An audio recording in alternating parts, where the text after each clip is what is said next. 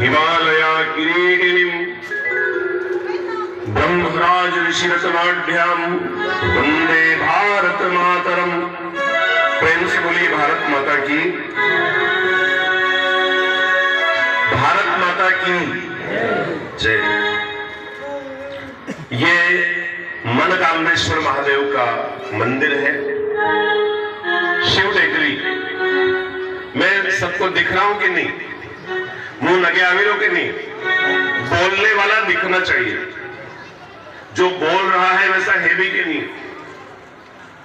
तो सबसे पहले तो मंच पर विराजमान पूज्य गुरुदेव गंगाराम जी महाराज को मैं सादर प्रणाम करता हूं, और उसके बाद श्री वृंदावन धाम आश्रम शक्करखेड़ी की पावन धरती की ओर से आपके नगर की मनकामनेश्वर महादेव की शिव टेकरी को सादर प्रणाम करता हूं। तो अभी यहां पर जब मेरा आगमन हुआ, शिव जी के मंदिर में गया मैं, तो वास्तव में जो मनकामनेश्वर महादेव का मंदिर है, वहां पर आपकी मनोकामना अवश्य पूरी हो, ऐसा अद्भुत मंदिर है। जितने भी यहां पर आए हैं, मेरी बहनें, मेरे भाई, आप सबकी मनोकामना पूरी हो, ऐसी मैं भगवान मनकामनेश्वर से प्रार्थना करता हूं। आज अमावस का पावन दिन है, माघ महीना चल रहा है, और विक्रम संवत 2080 चल रहा है। अभी कुछ दिनों पहले अयोध्या में राम जी के मंदिर में राम जी की प्राण प्रतिष्ठा हुई, और मुझे 22 जनवरी को वहां पर भी रहने का सौभाग्य प्राप्त हुआ था। तो राम जी के प्राण प्रतिष्ठा की आप सबको भी बहुत बहुत बधाई। मेरी आवाज आपको आ रही है? थोड़ा सा व्यवस्थित करिए, है ना? थोड़ा मोटापन कम करके थोड़ा सा पतलापन बढ़ाइए। ठीक ठीक, वो मॉनिटर नहीं है इसलिए ऐसा लग रहा होगा, कोई बात नहीं। तो मंच पर विराजमान पूज्य संतों को मैं सादर प्रणाम करता हूं, जो ऐसे जनजातीय क्षेत्र में, हाँ ठीक है, जिन्होंने धर्म की अलख जगाई है, ऐसे पूज्य गंगाराम जी महाराज को मैं एक बार फिर प्रणाम करता हूं। और ये जितने भी संत महात्मा यहाँ पर बैठे सब फूल हैं, और ये फूल अलग अलग गांवों के अलग अलग बगीचे में खिले। इन सब फूलों को एक माला में पिरो करके यहाँ पर इकट्ठा करने के लिए मैं भाई सज्जन जी अमलियार का भी बहुत बहुत धन्यवाद देता हूं कि इन्होंने इस आयोजन को यहाँ पर किया। एक बार जोर के थापड़ी देवानू। ठीक है, तो आखा लोग वारलू छे, बोलो नहीं। मैं आया जब से एक बात देख रहा हूं मैं, कि आप सब ऐसे बैठे हो जैसे कोई जबरदस्ती पकड़ के बिठाया हो। कोई हंसना भी नहीं, मुस्कुराना भी नहीं है। अरे भाई, ये अपने बाप का घर है। ये जो भगवान भोले बाबा कौन है? अपना बाप। तो एक कवि लिखता है कि हंसते हंसते आया करो और हंसते हंसते जाया करो, कि तुम्हारे बाप का घर है, कम से कम यहां तो मुस्कुराया करो। और सब दूर मुंह चढ़ा के बैठोगे चलेगा, और सब दूर रोतलियां मुंडा करके बैठोगे चलेगा, लेकिन बाप के घर जब आओ तो मुस्कुराते हुए आना, हंसते हुए आना और हंसते हंसते जाना। ये अपने भगवान का घर है। मुस्कुराइए, खुश हो जाइए। एक संत ने तो यहां तक लिखा है कि अगर आपको कोई मंत्र नहीं आता तो आप भगवान के मंदिर में जाकर मुस्कुरा दो, तो भगवान आपके मंत्र को स्वीकार कर लेते हैं। मुस्कुराना ये भी भगवान की भक्ति है। देखो, आप सब लोग बहुत देर से प्रतीक्षा कर रहे हो। इंतजार की हद जब देखनी हो तो मां शबरी को देखो, उसने किया है इंतजार। हम जरा सा लेट हो जाए, थोड़ा सा संत जी विलंब हो गया, तो हम चिंता करने लगते हैं उस मां शबरी ने कितना इंतजार किया होगा। बिटिया शबरी, गुरु की आज्ञा थी, बेटी अपनी कुटिया में राम जी आएंगे। इंतजार करते करते बिटिया शबरी जवान हो गई, राम जी नहीं आए। लेकिन गुरु की बात पर पूरा भरोसा था, उसको पता था कि गुरुदेव ने कहा है, मेरे गुरु कभी झूठ नहीं बोलते, राम जी जरूर आएंगे।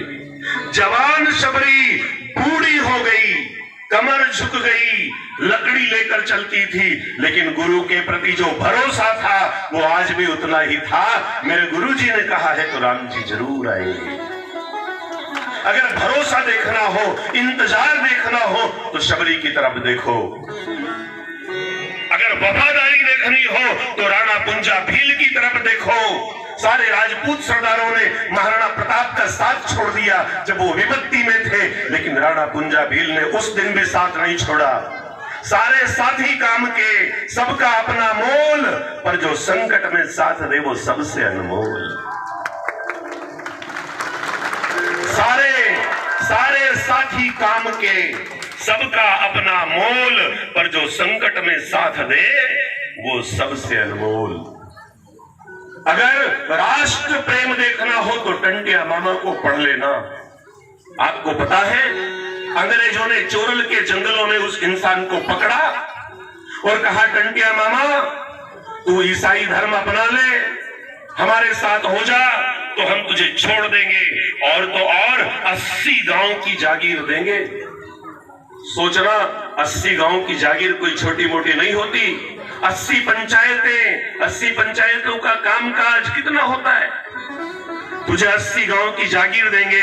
अंग्रेज अधिकारी जब उसको ये कहता है तो पता है टंटिया मामा ने क्या कहा, मैं अपना धर्म नहीं बदलूंगा, मेरे बाप दादा राम राम करते हुए मर गए और मैं थोड़े से चंद चांदी के सिक्कों के लिए धर्म छोड़ दूं, मैं कभी धर्म नहीं बदलूंगा। उन्होंने कहा, टंटिया मामा तेरे को फांसी पर चढ़ा देंगे। उसने कहा, तुरंत चढ़ाओ, देर मत करो अंग्रेजों।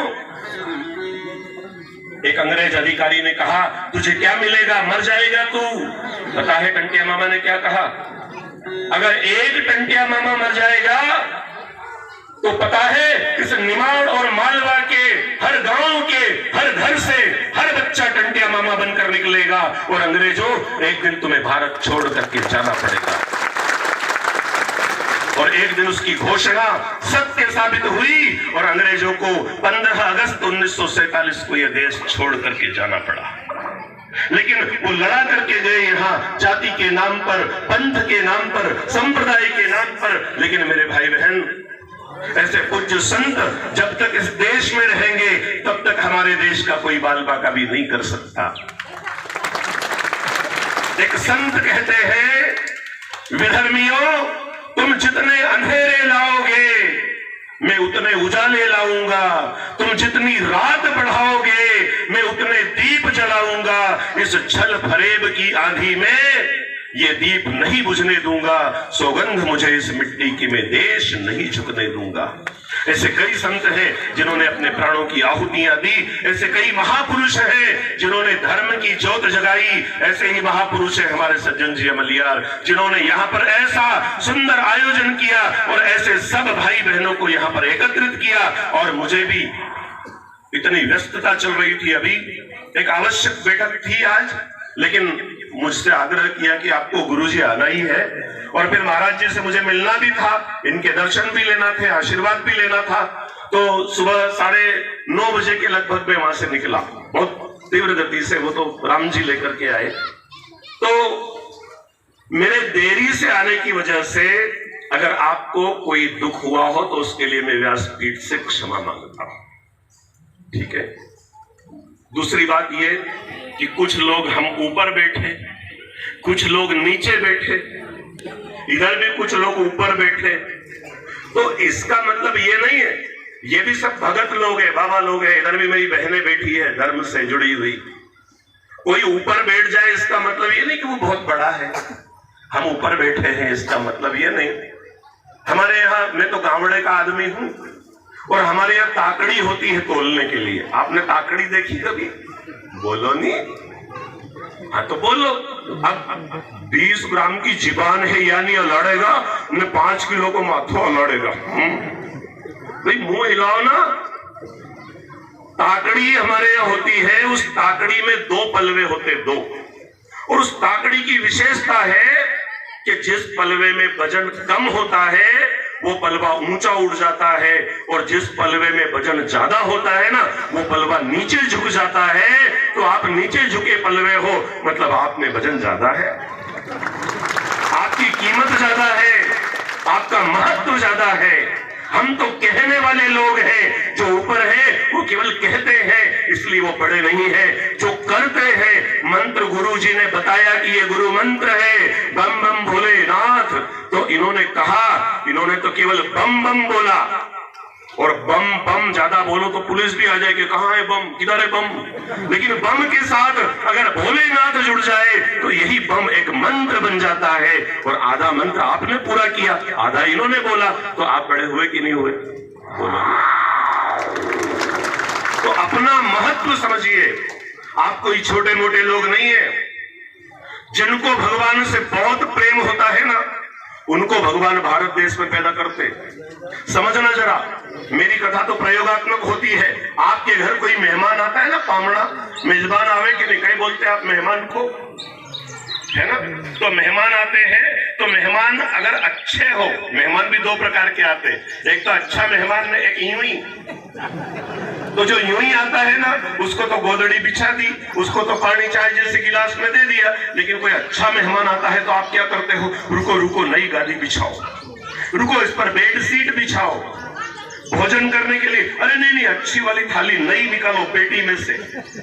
आप उसको अच्छी व्यवस्था देते हो, क्यों? क्योंकि वो आपका प्यारा मेहमान है। ऐसे ही जो जीव भगवान को प्रिय नहीं है, उसको तो अमेरिका, दक्षिण अफ्रीका, उत्तर कोरिया, कनाडा, ऑस्ट्रेलिया कहीं भी पैदा कर देते हैं। लेकिन जिस जीव से भगवान को प्रेम होता है, उसको भारत देश की धरती पर भगवान पैदा करते हैं।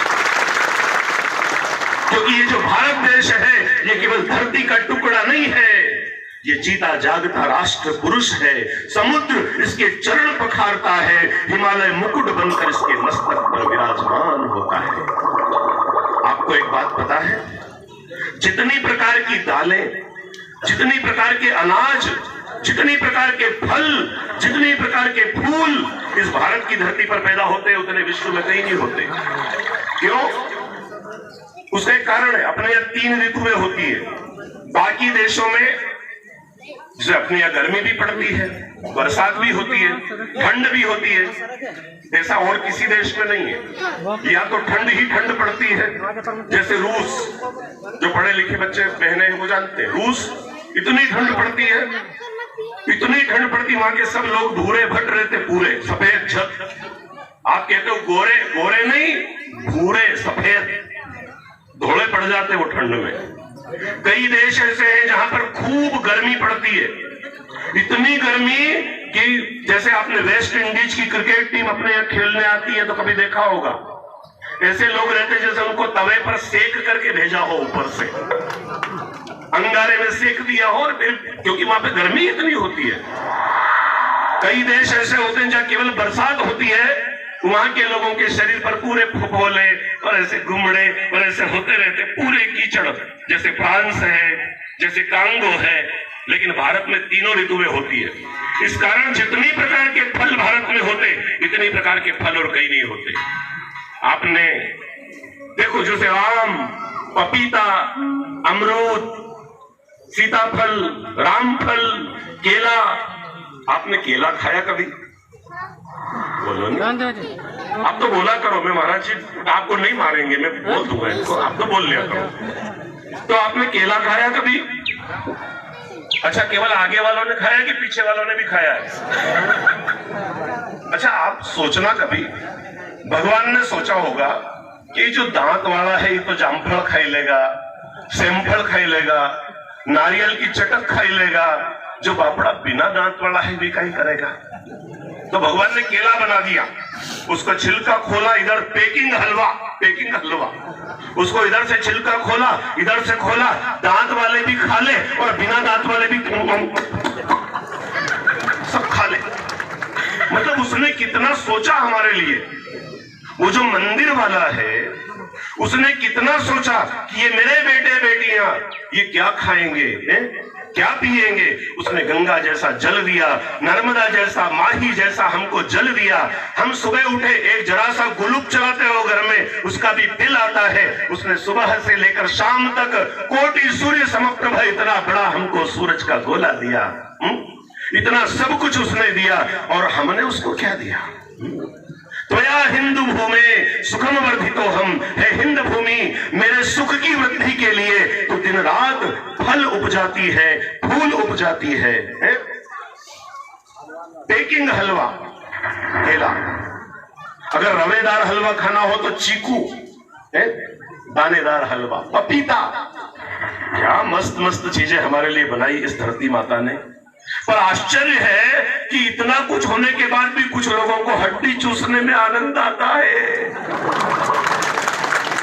इतना सब कुछ है, बादाम खा लो, काजू खा लो, पिस्ता खा लो, अंगूर खा लो, अंगूर गीला नहीं जमे तो सुखा के दाग बना के खा लो, अखरोट खा लो, खजूर खा लो। बोले नहीं, हमको तो हड्डी चूसने में आनंद आता है। लेकिन आप लोग ऐसे नहीं हो, मुझे पता है। आप लोग तो बड़े धार्मिक हैं, आप तो भगवान मनकामनेश्वर के भक्त हैं, आप तो गुरुदेव के शिष्य हैं, इसलिए आपका जीवन तो शुद्ध है, पवित्र है। लेकिन हमारा जीवन शुद्ध हो गया, पवित्र हो गया तो क्या हमारा काम हो गया? नहीं नहीं नहीं। बड़ी उम्मीद से भगवान ने आपको यहां भेजा है। जिन पर उम्मीद है कि ये मेरा काम करेंगे, भगवान ने सोचा होगा कि ये मेरा काम करेंगे, इसलिए आपको यहां भेजा है। और किसी मंदिर में जाना, वहां पर आपको ये जयकार नहीं सुनाई देगी। कौन सी? अपने मंदिर में बोलते धर्म की जय हो, बोलते कि नहीं? अधर्म का, प्राणियों में बोलो नहीं, प्राणियों में सद्भावना हो। और सबसे आखिरी में क्या बोलते बताओ जरा? विश्व का कल्याण हो। अब जरा एक बात समझाओ मुझे कि पैसा खर्च करने वाले लोग अपने गांव के, मेहनत करने वाले अपने गांव के, तो फिर कल्याण पूरे विश्व का क्यों हो? हमारे गांव का कल्याण हो, हमारे जिले का कल्याण हो, हमारे प्रदेश का कल्याण हो। और भी आपके अंदर अगर देश प्रेम की भावना है तो हमारे भारत देश का कल्याण हो, ऐसा कह सकते हैं। लेकिन मजे की बात देखिए, कई देश ऐसे हैं जिनसे अपनी पटरी नहीं बैठती, जैसे पाकिस्तान है, जैसे चीन है। तो कभी आपने सुना कि चीन और पाकिस्तान को छोड़कर बाकी के विश्व का कल्याण हो? नहीं सुना होगा, क्योंकि भगवान ने कहा कि प्यारे, तेरे लिए कोई बुरा भी सोचे तो सोचने देना, तुझे उसका भला सोचना है, तुझे प्राणी मात्र के ऊपर दया करनी है, तुझे सबका उपकार करना है। और ऐसी भावना केवल हिंदू धर्म में और भारत देश में ही हो सकती है। किसी और धर्म में अगर ये भावना होती तो हमारे काशी विश्वनाथ का मंदिर तोड़ करके वो वहां पर मस्जिद नहीं बनाते, हमारे राम जी का मंदिर तोड़ करके वो वहां पर मस्जिद नहीं बनाते। अगर सबके मन में सर्वधर्म समभाव का भाव होता तो सबको प्यार से साथ लेकर चलते। लेकिन मेरे भाई बहन, हमारे पूर्वजों ने जिस धर्म को बनाया है, आज की युवा पीढ़ी उस धर्म को भूल रही है। वो संस्कार खोते जा रहे हैं। 4 किताबें क्या पढ़ गई लड़कियां, वो अपने माँ बाप को कुछ समझती ही नहीं है। बोले तुमको तो कई अक्ल को नहीं। अरे भाई, जिन माता पिता ने मेहनत करके, परिश्रम करके जिन लड़कों को पढ़ाया, उनकी नौकरियां लग गई। अब वो बाप अगर बेचारा जाए ना मिलने तो वो पहचानते ही नहीं उसको, बोले पता नहीं कौन आया है, क्योंकि परिचय दे तो शर्म आ जाए। बाप ने परिश्रम, ऐसी पढ़ाई, ऐसी शिक्षा जो हमारे धर्म से, हमारे संस्कार से दूर कर दे, भला वो शिक्षा किस काम की? गुरु ग्रह गए पढ़न रघुराई, अल्पकाल विद्या सब आई। आप किसी भी स्कूल में पढ़ लेना, लेकिन जब तक ऐसे गुरुओं के चरण नहीं पकड़ोगे तब तक आपके जीवन का उद्धार होने वाला नहीं है। इसलिए तुलसीदास जी ने लिखा है रामायण में कि गुरु बिन भव निधि तरहि न कोई, जो विरंची शंकर सम होई। गुरु के बगैर भव सागर से पार नहीं हो सकते। इसलिए, और अपने देश पर तो गुरुओं की कृपा है। हम तो बड़े सौभाग्यशाली हैं। जो इतने सारे धर्म ग्रंथ हैं, इतनी सारी किताबें, इतने सारे मंदिर, इतने सारे संत महात्मा, कहीं भी रहते हो हम, लेकिन हमें अपने देश के लिए सोचना है, अपने धर्म के लिए सोचना है। धर्म हमारा हिंदू है, जाति हमारी कोई भी हो। आपको पता है सब कमरों के लिए लड़ रहे, कमरे मतलब जाति। ये हमारी जाति बड़ी है, वो कहते हैं हमारी जाति बड़ी है, और मकान जो है जिसकी जड़ें हिंदू है वो बेचारा सोच रहा है कि ये कमरे के लिए आपस में लड़ते रहेंगे, लेकिन मकान की चिंता किसी को नहीं है। दुश्मन मकान की नींव खोद रहा है, हमारे धर्म को तोड़ने की कोशिश हो रही है। इसलिए अपने धर्म को जोड़ करके रखिए, अपने देश को जोड़ करके रखिए। समूचा देश आपका है, आपके देश का नाम भारत है, हिंदुस्तान है, और इस देश की चिंता आपको करनी है। हमारे तन में ही हमारा, मेरी बातें तो प्रयोगात्मक होती है, हमारे तन में ही हमारा वतन बसा है। जो ये हमारा तन है ना, इस तन में ही वतन बसा हुआ है। जरा सा समझना, ये जो पांव है ना, पांव, ये है कन्याकुमारी। थोड़ा सा मेरी बातें प्रयोगात्मक होती है। आप जरा दोनों हाथ ऐसे कमर पे रखना कभी, और धूप में खड़े होना तड़के में, तो जो आपकी छाया बन रही है ना, उस छाया को देखना, परछाई को समझना। दोनों हाथ ऐसे कमर पे रखना, और फिर जो आपकी परछाई बन रही छाया, उसको देखना। वो जो छाया है ना, वो पूरा भारत का मानचित्र है, वो नक्शा है पूरे भारत का, समझना उसको कभी। ये जो पांव है, ये है कन्याकुमारी। एक तरफ का जो पांव है, ये है तमिलनाडु, आंध्र प्रदेश, कर्नाटक। एक तरफ का जो पांव है, ये है केरल, मलाबार तट, गोवा, महाराष्ट्र। और ये जो ऐसे हाथ कर रखा है ना, ये एक तरफ का जो हाथ है, ये है पश्चिम बंगाल, त्रिपुरा, मणिपुर, नागालैंड, असम, अरुणाचल प्रदेश।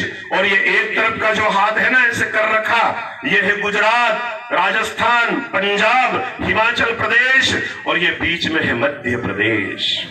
क्या है बीच में? ये मोटा मोटा सा फूला फूला सा क्या है, जरा बोलिए। माँ की गोद, पिता का आश्रय, मेरा मत। वाह, ये बीच में है मध्य प्रदेश। और ये जो धड़कता है ना यहाँ पे, धक धक दिल, ये है दिल्ली। ये जो दिल धड़कता है, ये है दिल्ली। और ये जो माथा है ना, माथा, ये है जम्मू कश्मीर। हो गया ना पूरा का पूरा वतन हमारे तन में। अब कोई सोचे कि मैं तो गुजरात में रहता हूं, इधर कोई सोचे मैं तो मध्य प्रदेश में रहता हूं। जरा कल्पना करना, इस कश्मीर में कोई जूते मारे भटाभट भटाभट, तो क्या मध्य प्रदेश को नहीं दुखेगा? अगर इस आसाम में कोई चिमटियां खोड़े, तो क्या मध्य प्रदेश को दर्द नहीं होगा? इस पंजाब में अगर कोई लठ मारे, तो क्या मध्य प्रदेश को नहीं दुखेगा? कल्पना कीजिए, अगर कन्याकुमारी में कांटा चुभ जाए तो पूरा भारत लड़ खड़ा करके चलता है, और अगर मध्य प्रदेश कुछ उल्टा सीधा खा के सो जाए तो पूरा हिंदुस्तान गुड़ुड़ गुड़ुड़ करके सारी रात करवटें बदलता रहता है। हमारे तन में ही हमारा वतन बसा है, हमारा देश हमारे साथ चलता है। अगर इंसान बढ़ेगा तो देश बढ़ेगा, और इंसान घटेगा तो देश घटेगा। इसलिए देश हमें देता है सब कुछ, हम भी तो कुछ देना सीखें। सूरज हमें रोशनी देता, हवा नया जीवन देती है, भूख मिटाने को हम सबकी इस धरती पर होती खेती है। त्यागी त्यागी त्यागी वृक्षों के जीवन से हम परहित कुछ करना सीखें। देश हमें देता है सब कुछ, हम भी तो कुछ देना सीखें। हमारे अंदर भी राष्ट्र प्रेम की भावना हो, हमारे अंदर भी धर्म को आगे बढ़ाने का जज्बा हो। जैसे हम अपने घर की चिंता करते हैं, ऐसे हम मंदिर की भी चिंता करें। ये भी तो अपने बाप का घर है, इसकी चिंता हम नहीं करेंगे तो कौन करेगा? दुश्मन तो तैयार बैठा है आपको मंदिर से दूर करने के लिए, आपको गुरु से, धर्म से दूर करने के लिए, लेकिन आपको किसी की बातों में आना नहीं है। धर्म हमारा, हमें अपनी पहचान धर्म ने दी है। मेरे भाई बहन, बातें तो बहुत सी मुझे आपसे कहनी है, और थोड़ा सा समय मिला है, मैं थोड़ी सी बात कह करके अपनी बात को समाप्त करूंगा। हमें पूज्य गुरुदेव की पावन वाणी भी सुननी है। वैसे मुझे 4 घंटे कथा कहने का अनुभव है, और अभी 2 से 8 मार्च दही नरझली में मेरी कथा होने वाली है। इसके अलावा YouTube पर राष्ट्र धर्म भक्ति धारा ऐसा एक YouTube चैनल है जिस पर सारी कथाएं आती है। अभी रामेश्वरम तमिलनाडु में जहां सारे तमिल भाषा वाले लोग हैं उनके बीच भगवान ने इस शरीर से कथा करवाई। देश भर में 17 प्रांतों में लगभग 687 कथाएं अभी तक भगवान इस शरीर से करवा चुके हैं। मेरा सौभाग्य था कि मैं आपके गांव में आया और आप सभी के मैंने दर्शन किए। प्रेम से बोलिए श्री रामचंद्र भगवान की। भैया इतने धीरे से जय क्यों बोलते हो आप? देखो, जय बोलना अपना स्वनियंत्रित अनुशासन है, पर हम सोचते पड़ोसी बोल देगा, आगे वाले सोचते, पीछे वाले सोचते कि आगे आगे बैठा भी बोल देगा जय। अब आगे वाले सोचते कि जो पीछे बैठे हैं वो बोलेंगे। एक छोटी सी घटना मुझे याद आ रही है। देखो, एक बात समझना, गुरु की बात को सुनना और समझना, इन दोनों बातों में बड़ा अंतर है।